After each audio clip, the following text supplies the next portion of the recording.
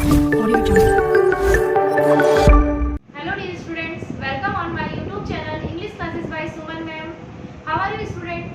I hope all students are fine. Without delay, let's start. Use of under preposition. जब कोई noun या pronoun किसी दूसरे के नीचे छूती अवस्था में हो या सीमित दूरी पर स्थित हो तो अंडर का यूज होता है। तो इसको हम ऐसे समझेंगे कि जब कोई नाउन या प्रोनाउन किसी दूसरी वस्तु के नीचे छूती हुई या ना उसको टच करती हुई हो और सीमित दूरी पर स्थित हो तो वहां हम कौन से प्रेपोजिशन का यूज करते हैं? अंडर का यूज करते हैं। The thief hide the ornaments under a stone। तो देखिए ये यहाँ पे जो हाइड दे रखा है ये हाइड की सेकंड फॉर्म होती है। ऑर्नामेंट्स का मीनिंग होता है गहना। अंडर ए स्टोन यानी उसके नीचे क्या कर रखा है? उसको छिपाया हुआ था। देन सेकंड सेंटेंस, ये सभी बच्चों का नॉन सेंटेंस है कि जब आप क्लेवर केव सेलर की स्टोरी रीड करते तो उसमें ये वाला सेंटेंस आता है। The cave seller was sleeping under A shady tree. तो बात कहाँ की हो रही है? जो छायादार वृक्ष होता है उसके नीचे की। What is under the bed? अब बेड के नीचे क्या है? चलिए नेक्स्ट देखते हैं। के अधीन के अर्थ में है ना, किसी के अंडर वर्क करना। एग्जाम्पल देखते हैं। Under my captainship the team won the final match. अब ये जो कैप्टनशिप है इसके अंडर में क्या हुआ था? जो टीम थी उसने फाइनल मैच को वॉन कर लिया था। Then second example, the council of minister has to work under the prime minister. अब ये जो काउंसिल ऑफ मिनिस्टर है वो किसके अंडर में वर्क करते हैं? प्राइम मिनिस्टर के अंडर वर्क करते हैं। चलिए यूज ऑफ इन प्रेपोजिशन। में के अर्थ में इनका यूज करते हैं। एग्जाम्पल देखते हैं। She is in the army और नेवी। वो किसके अंदर है? आर्मी या नेवी में या स्कूल में। ठीक है, नेक्स्ट देखते हैं। She is in good health. यहाँ पे आपको ध्यान देना है most important rule of the preposition. तुलनात्मक रूप से बड़े स्थान के लिए इन का यूज तथा छोटे स्थान के लिए एट का यूज करते हैं। तो देखिए example, I live at Merta city in Nagaur. तो देखिए ये जो बड़ा है नागौर क्या है? डिस्ट्रिक्ट है। उसका एक छोटा सा सिटी क्या है? मेड़ता सिटी। जो छोटा प्लेस होता है उसके लिए हमेशा एट का यूज होता है और जो बड़ा उसके लिए इन का यूज होता है।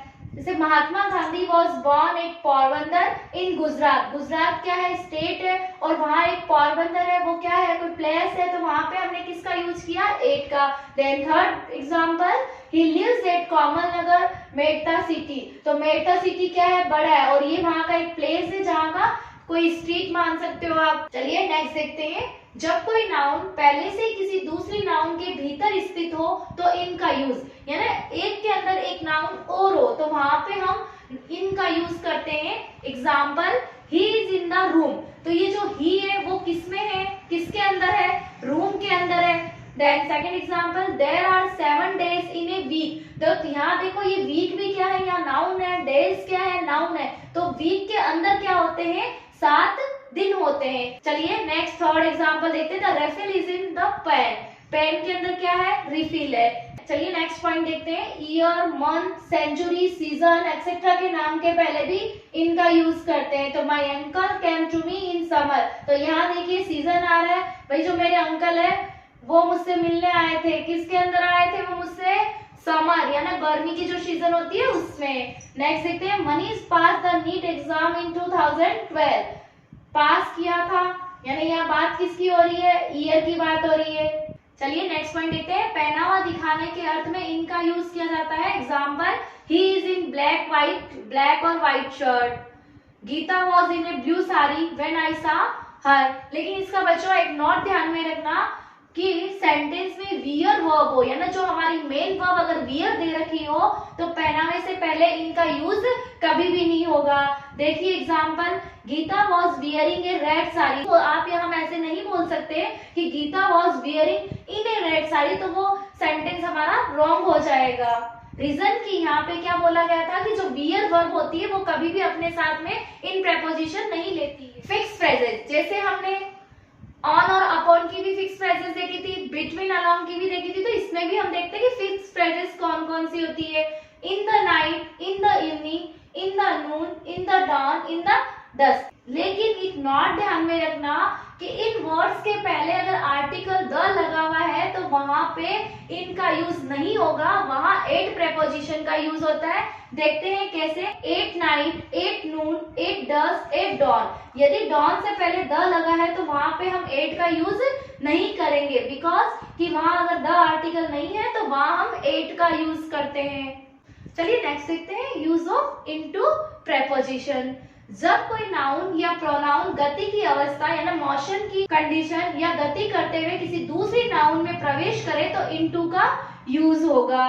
तो देखते हैं, ए frog jumped into the well. अब ये जो फ्रॉग है वो क्या कर रहा है, मोशन करते हुए वेल के अंदर जा रहा है, तो हम क्या बोलेंगे, into the well. He dived into the swimming pool. देखते हैं नेक्स्ट पॉइंट। जब किसी नाउन या प्रोनाउन की स्थिति या रूप में परिवर्तन होने पर इनटू का यूज करते हैं, यानी किसी नाउन या प्रोनाउन की जो कंडीशन है उसको हम चेंज करते हैं तो वहां हम क्या करेंगे, इनटू का यूज करते हैं। चलिए एग्जांपल देखते हैं। He runs water into vapour. Translate the following sentence into Hindi.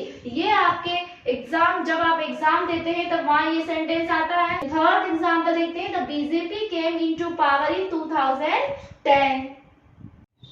तो बच्चों, यदि आपने प्रेपोजिशन पार्ट 1 एंड 2 नहीं देखा है अभी तक तो आप पहले जाइए और पार्ट 1 एंड 2 देखिए। कल मैं आपके लिए लेकर के आ रही हूँ प्रेपोजिशन पार्ट 4। तब तक के लिए गुड नाइट।